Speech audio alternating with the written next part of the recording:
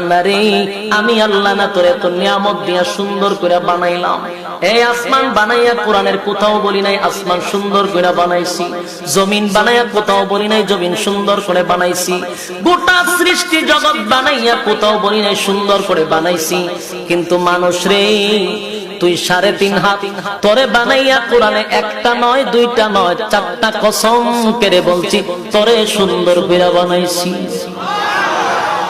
একটা দুইটা না 4টা কসম করে আল্লাহ বলছে মানুষ তোরে সুন্দর করে আমি আল্লাহ বানাইছি।